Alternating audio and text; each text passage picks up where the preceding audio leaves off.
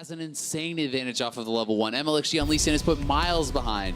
And Peanut is not involved in any kills or assists in the next 25 plus minutes, is not able to expand on that advantage, is not playing like the confident Peanut that we know and love. So, you know, definitely a new look here for Cuz, and we'll see how he's going to be able to perform against EVOS. And good thing you give him some stage games. If you feel like there's a chance you're going to use him also in the bracket stage or potentially swap them in and out. And of course, EVOS, currently the weakest team of the group stages, 1-6 so far, and that gives a good opportunity for Kingzone to put in Cuz and probably still win the game. All right, so Champsec going through a quick Graves ban away from EGame, and no more Ghana allowed for Gorilla. They'll maybe get a quick Zaya Rakan first round of the red side here. One final ban to come through off EVOS side. It'll be interesting to see if EVOS decides to go back to the Lee Sin. You know, last time they played against Kingzone, you do say they are the weakest team in the tournament, but that was a competitive game. It was. EVOS was actually, you know, ahead at times against Kingzone there, and EGame was able to perform incredibly well in the Lee Sin. And we get this Ornn ban first, which it's obviously been the main pick for Stark. I think if I'm EVOS, I'm kind of happy they banned it because I actually want Stark to play a split pusher. I think that's your main win condition against this. And the Camille is specifically the pick you're looking at, which is why I think Kingzone are considering grabbing it for themselves. Slays Ezreal when he's taking it. It's not been very impressive. You can give that champion to him and you can still easily beat it. They actually end up going with a third choice. And I think Tahm Kench specifically is good at shutting down split push comps. So if you are expecting the Camille to come in here for EVOS, that can be a counter pick suddenly for Khan, plus a Tahm Kench to back him up in the side lane. And I think, you know, we could see Kingzone simply play their own split push style. When we've seen BDD on roaming champion, I was going to say Talia, but Talia, you know, is going to be taken away, and that is a big takeaway, especially when you are, you know, trying to enable that style and try to deny that from being shut down by your opponents. I don't expect the blind Darius so far. No, we're not banned away, but I really do like the Talia pickup. I think that's very, very smart, and I'm curious what they go for here. And Skarner going to be grabbed into the jungle, so good frontline tank and really good individual target selection if you can find some mid-game assassination. Yeah, some pick potential, of course. The Tahm Kench can't deny it if you actually do try and fly in and hook his carry right next to him, but you can just go for the Tahm Kench then and actually kill him, which is what we see a lot from Skarner players. And Cuz gets to play Zac, so something we did see Peanut pick once here during the group stages. He was shot down early by Fnatic and couldn't do anything. Cuz now gets to try.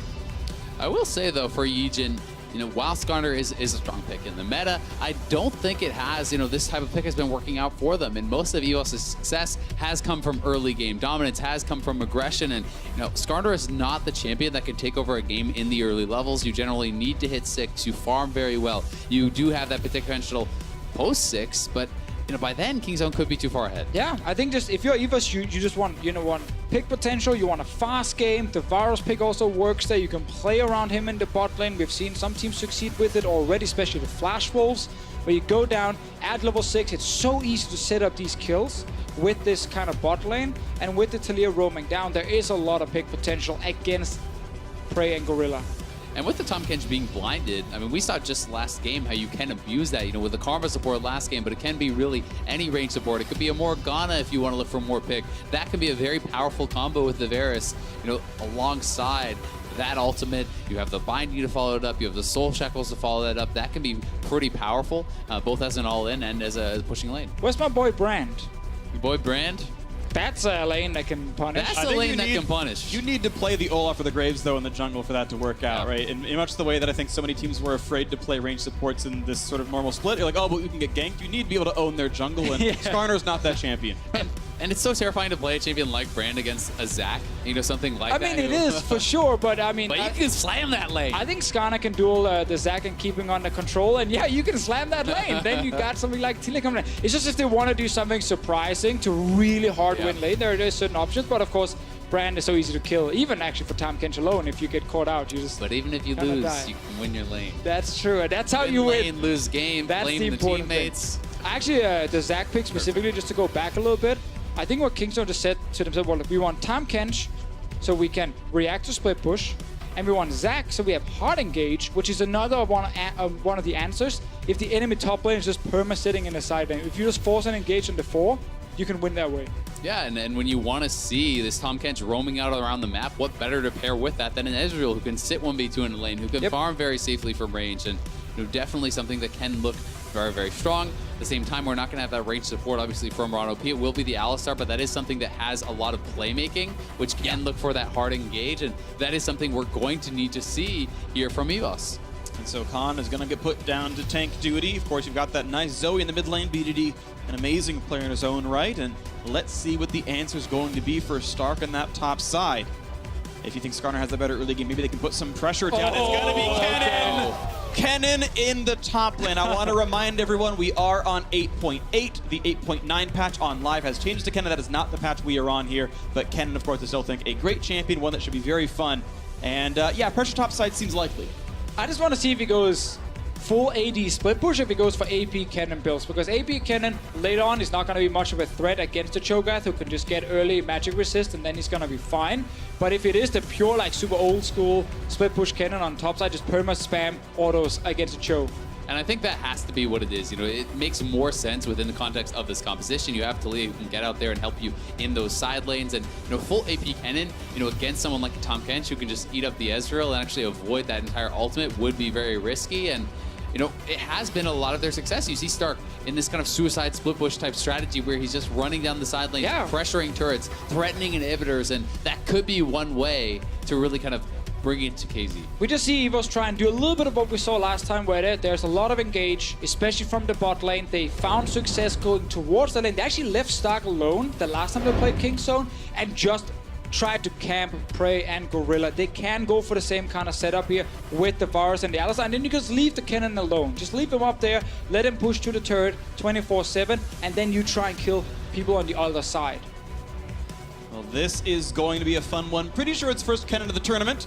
It is a tournament with Reckless after all. Who would have thought any differently? But of course, it's not him. It is Stark from EVOS in the do or die match. If they fail to win this one, they will be eliminated from knockout stage contention. And we'll see if they can make this one happen here, their last game of the day. And it could be the last game that truly matters in the tournament for them as they charge off onto the Rift, ready to do battle with the pre-tournament favorites in King's Zone, who have looked mortal today. Definitely true, and now we gotta look at level 1s, because we've seen teams really focus on finding good early setups to try and get mainly a jungle advantage.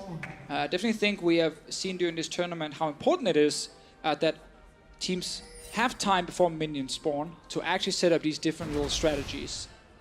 It's also worth noting that Stark is actually playing Unsealed Spellbook, which to me does signify it's more likely that he is AP. Yeah, that tells me AP as well. When I see AD Kennen, I do see things like press the attack a lot more often, especially if you are going for that kind of split push style on a tank. The damage amp can be very effective, but you know, he could be kind of just bringing a little bit of his own flavor to it, and we're gonna have to wait to find out. Well, attempted invade comes through. Spire secured by EVOS. Gold shared across.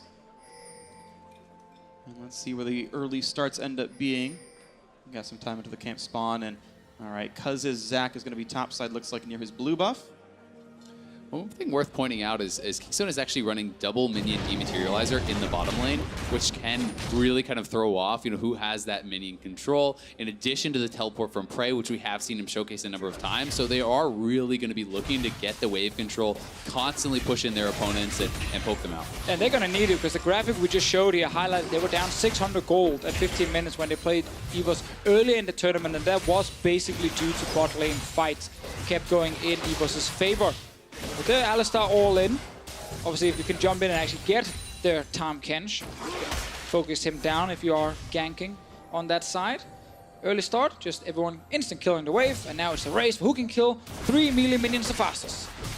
The auto attacks coming through and plenty of help coming from Gorilla as well. Mana flow ban for Ezreal stacking up, and we're going to see as this minion goes down, it is no problem. Level 2s are in, there's a quick slow, and juice to the side. And here comes 2 for EVOS. And one of the kind of funny things about when you are playing Klepto is Prey actually got almost instantly, you know, a rage bot there, so that is, you know, the bonus AD popped it right away. So that does give you a lot of extra power early on in the lane. Something that you actually have to respect quite a lot. Ooh, Ignite is on. Warther's got to get away. The auto might be enough. Tick! Oh, 3 HP. He gets away with it. Warzone's got to be careful. Oh, Cashman could kill him. He's staying around because EGame is actually here. If in case BDD went in for another round, instead it's EGame finding Cuz. flash. He's going to get the stun. He can blob with this one. There's a Cuz wants to passive. flash away. But But BDD is there is here. follow-up damage? Here comes the Drowsy. He's not going to get the passive. What is he doing? And that's going to be enough damage. EGame gets the passive blobs, but first blood and a buff goes over to BDD. Why would you ever do that? I mean, maybe you can win the 1v1, but your mid laner just lived with 3 HP. How is he going to be able to join? And EGame just loses his mind there. I'm not sure if he thought BDD had walked towards topside and already started recalling, so he would be very far away and he could easily burst the Zac down and then also kill him through the passive. But It's by minions. yeah, that was no. Okay, then I tried to find a reason. Let's just say that was a little bit too over-aggressive Yeah. for EGame. I think maybe he felt like he had to force something, but not like that. Never like that. Style from Cuz, though. 40 gold walking away from the camp. We had the damage, and now might be looking at this bottom lane. Won't quite get much. A pulverize, but he can still smack a minion. Pulls the Alistair right back, and Rono P has to flash get away. Not going to be chopped, though. He is the flash forward. Gorilla says this one's going to be mine. A headbutt back in the turret is beautiful. And the snipe from Slay, not able to put the shield on. A 1-for-1. Well played by EVOS, honestly. Yeah, that was the best they could have hoped for.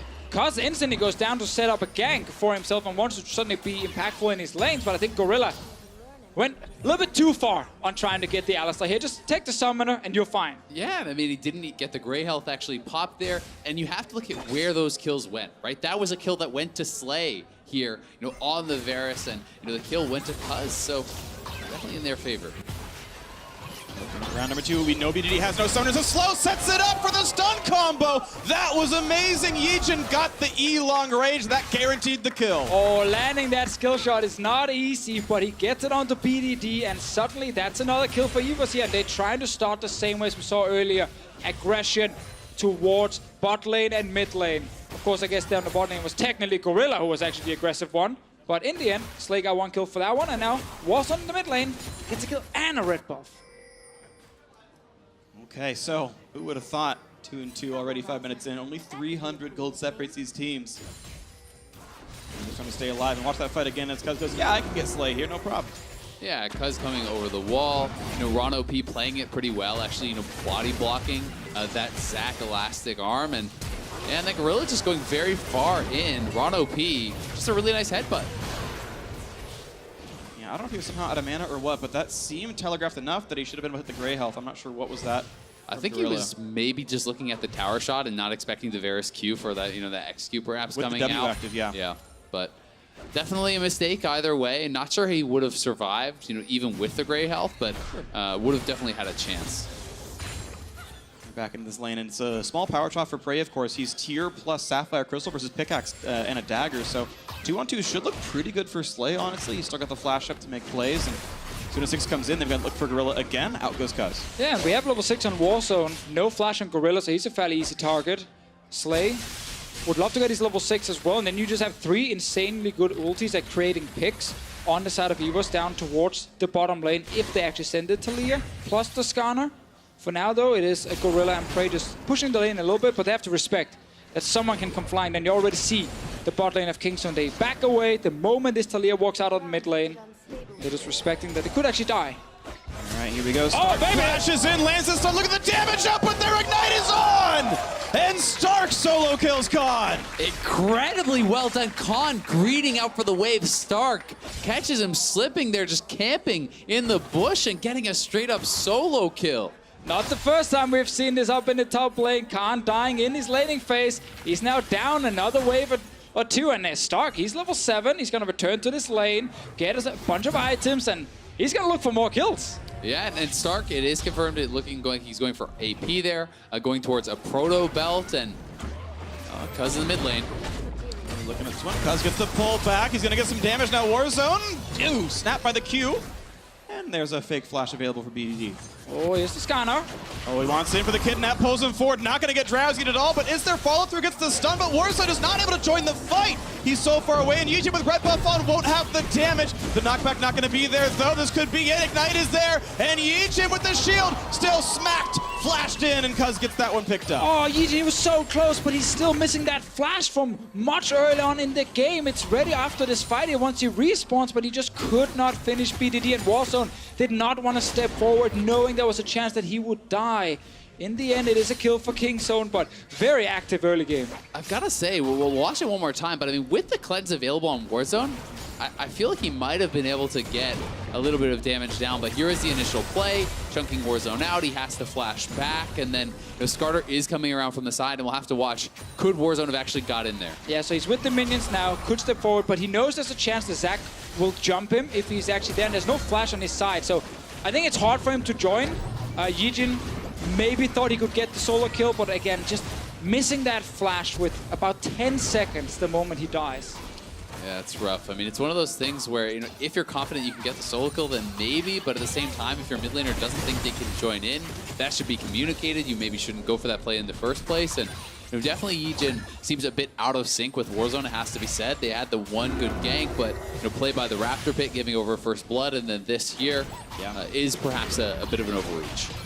Over-aggression is hurting EVOS here. The team is down 900 gold, and pretty much all that can be described as Skarner dying twice for nothing, unfortunately. So, rough stuff here, but still, of course, much more League of Legends to be played as Kingzone walk down towards this Drake. I just noticed the ult from Slay's on cooldown, so there must have been a little fight on the bottom side, but both flashes are still available on the side of Kingzone, so their job is effectively just to run away the moment EVOS send 4 players and maybe even an AP cannon to that bottom side. Cuz is around mid. He's been active on the Zac, really looking for ganks, not pure invades. Spotted by some wards, but looking at a potential blue buff still, you can see that the Kingzone bottom lane is shoved in, so they should have priority moving around. No TP for Khan, though, as Stark has one, as Vishu points out to me. That's going to be very important, but he points out again, the Cho'Gath walking down the river might make an attempt for this one, but blue should be handed off without much issue, so EVOS playing around it pretty well. I would really like to see EVOS trying to force here, though. With teleport available, you have that TP advantage. Kennen on Protobelt N6 is actually extremely strong and looking to fight the bot side. Prey's very low on mana. He doesn't have a lot else to do. TP, is getting ignited, could be chomped up. Gorilla has the shield on. Ronalp has to flash away. Now Slay putting in some damage. Here comes Stark. He's got ult. He's got flash. He's going to look for Prey. He's going to find almost Gorilla. Can he land the Q and auto attack something to get the stun? Yes, he does. And now Prey has to do just that. Can he get away as this backline access comes across? Fighting everywhere. Cuz somehow gets the kill. BDD gets the second. Zach might find a little bit more on this one. The dual lane is dead, but so is the mid and jungle. 3v3 on the map. BDD finds Stark back and forth. The stun is there. He's on top of a ward as well. Can they find the collapse now? Oh, but they're still chasing Cuz down the bot lane. BDD's gonna walk down and meet them. Stark is still here. Oh, gets the flash, gets the jump pretty far for this one. Alistair not going to be smacked for too much damage because it's guys time for Stark to look for this. The flash chase kind of gives that one Still away. fighting. Re-engages. Ignite is on. That's going to be only the passive. No, he does actually die. It was on cooldown. Prey TP'd to grab the kill. And what a bloodbath. So many members going down on either side. Prey TPing back in after dying in the fight. Comes in and is able to clean it up in the end, but nice move from Stark, is sitting 3-0. Yeah, it's 7 for 7 in kills here. Most of the kills from Kingzone have gone over to the Zac, so yeah, he's going to be very tanky. But it's the damage dealers on the other side with Kennen and Varus getting a lot of the kills on EVOS' side. But this was just insane. Like, we had 2 fights happening at the same time. One in the bot lane, that's probably the one we're going to know. Actually, we get into the jungle first. So the 2 junglers find each other. Then the 2 mid laners will end up joining. And it is EGame and Warzone alone against Cuz for now, but he actually gets out, and then suddenly BDD joins. Yeah, and I mean, the missed flip there onto Cuz, you know, pulling him out of that with the Skarner ult, a bit of a mistake there, and BDD just getting so much work done in these fights, dodging out everything with the ultimate. Gets a little passive pop onto him and secure another kill. And then it's Cuz. It's going to one side to run away, and it's going to be Slay and Rano be chasing him, while, of course, Stark in the end will get the kill, but had to use flash towards the end of this replay here. It's going to be a very long one, seeing as now it's just Slay versus Cuz, and there's a passive being popped. At BDD, I feel like BDD could have just got out, but he actually R's back in to try to kill the Alistar. It might be because Prey might be just calling, guys, I'm coming, just one more second, and then, you know, we get BDD jumping in to land a little bit more damage. Fairly even in gold, very even in kills, and we might get more fights. Oh, we got one right in the mid lane. Warzone barely dodges away from getting drowsy here in this one. Minion gets tagged and will be late to the lane, but that was close. It's going to get kind of tough for Stark, though, because, you know, when you are going this AP build, it's very hard to have any consistent kill threat on someone like the Cho'Gath, who does have the Abyssal, who is just going to be stacking MR and walking it down, trying to knock down those turrets. And we, right now, have had the most kills at 15 during the group stages, and we're not even at 15 minutes yet. Like, we've already beaten the record, and we have 2 more minutes to go, just with 14 kills in the game. Infernal Drake for Kingzone. Beautiful. It is so fantastic, both the stat and the Infernal Drake. Yes. And you. And Azael. Thank you. Yeah, but he's like second in line. Deficio, you're my husbando in this one. Wow, thanks. The play-by-plays really like me. Yeah. Not sure what it is. We just have a fan club, the Facebook group and everything. All right, well, turret stays safe. The threat of a counter gank was there, and nothing goes too crazy on the bottom side of the map. Still sitting at 700 gold apart here for this one. Once again, EVOS fighting up against the wall. Oh, Warzone. Yeah, pulls him in. Here comes BDD wanting to find a skill shot across. Won't find that damage yet, but a flash out for Warzone. Does set that up pretty nicely for his teammate. And this is another game, honestly, where Khan is struggling to get involved. He's the only one on the map without any kill participation. You know, he has had, for expectations, quite a rough tournament. He has not been able to make it happen. Oh, nice headbutt. Times it well. TP is coming. Here comes the re-engage passages, but should still be down for Cuz. Cancel on the one side, and Khan going to cancel as well. Of course, Stark's teleport going to be lower cooldown. Thanks to everything else in his kit, and good juke to the side by Warzone, stays safe. Now Khan feels pretty good about this one, but level 10 versus 11. And Stark just clears the way and walks out. Oh, we have to remember that Khan has finally gotten some magic resistance. The Abyssal Mask is completed, so he's not too scared of Stark at the moment, and will just keep pushing topside and eventually get the turret. Cuz is looking for more, and based on how this game has been looking so far, I was very surprised we didn't get a 5-on-5 teamfight bot lane. Yeah. Everyone just ended up backing away.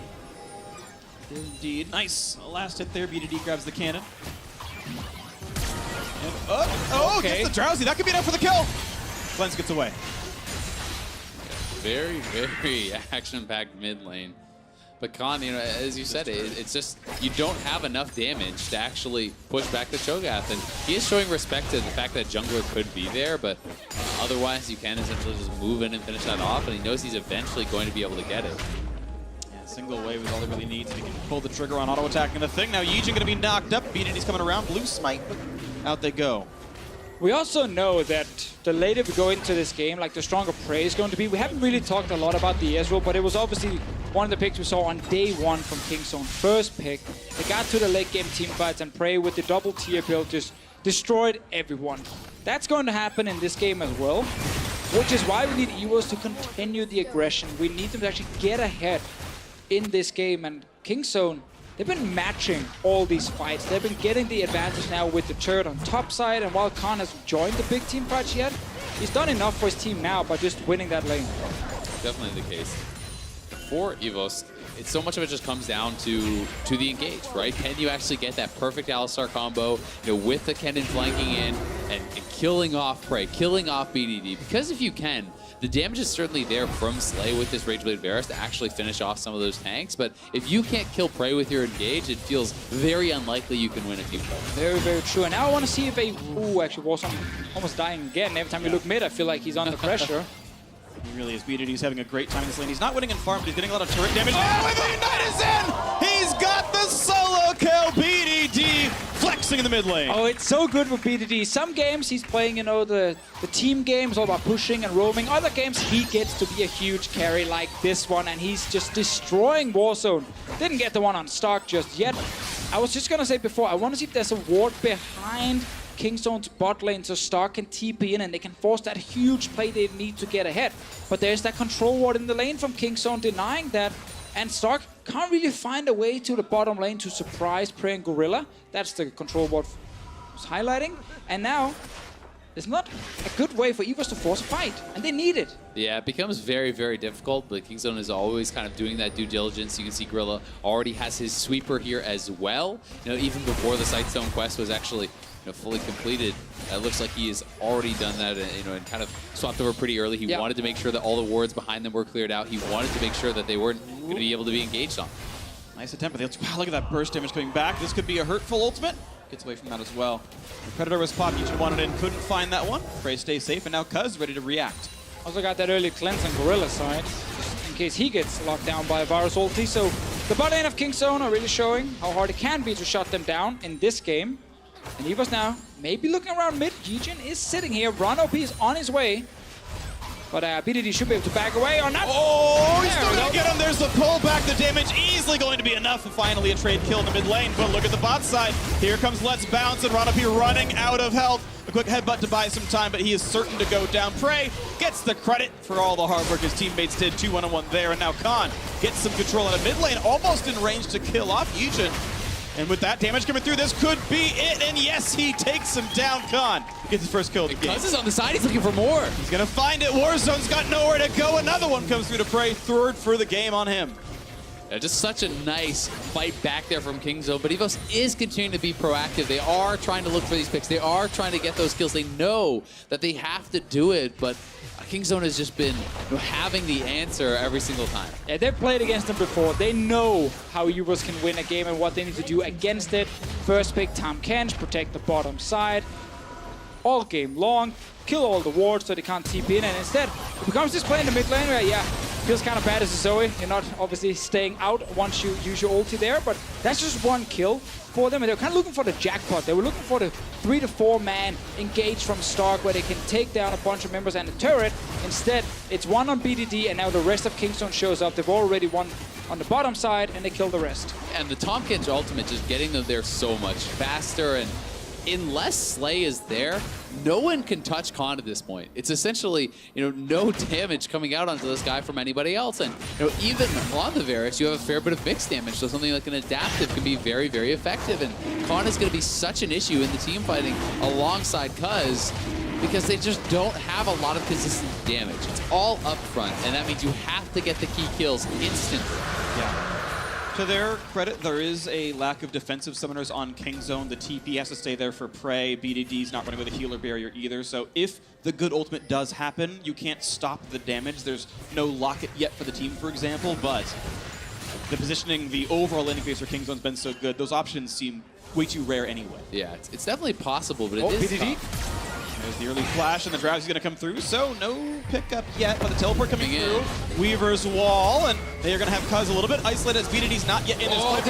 Brings him in, and Yeeja's going to fall. Here comes the slicing Maelstrom, but the damage just not high enough. They've got to run, but will it even be enough? Back over the wall, and Cuz can't quite find Stark. Either way, it's 2 kills to nothing.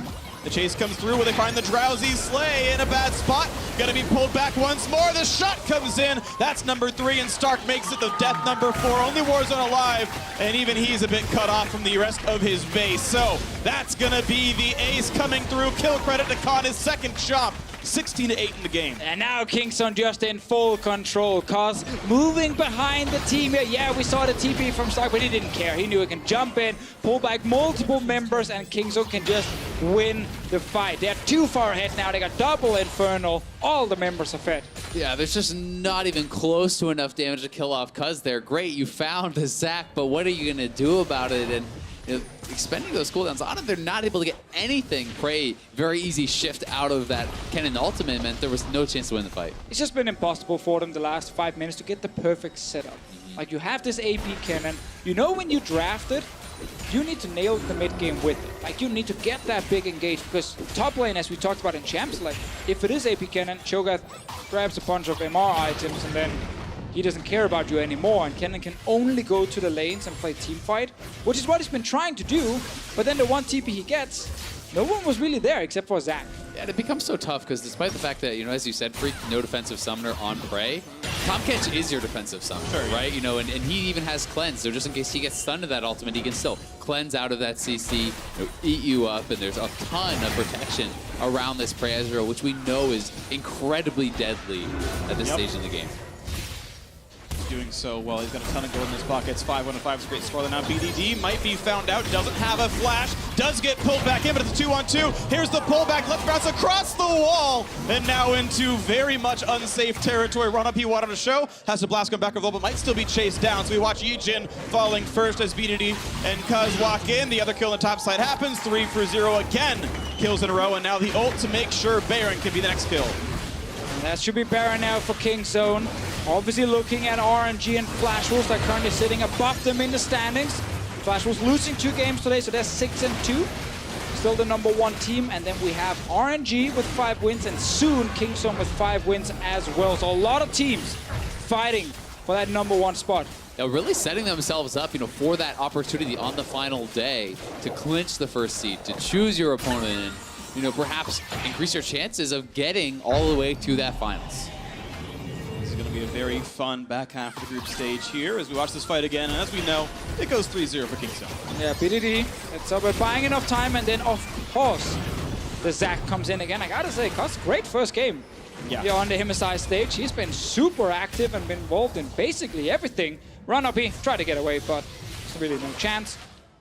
And the rest of Kingzone can then go straight to Baron, secure another objective. And we're looking at just a Kingzone team ready to finish the game as fast as possible. Yeah, double Infernal, a massive gold lead, and they are just so far ahead. It's going to take a miracle for EVOS to win a fight, let alone really get back into the game.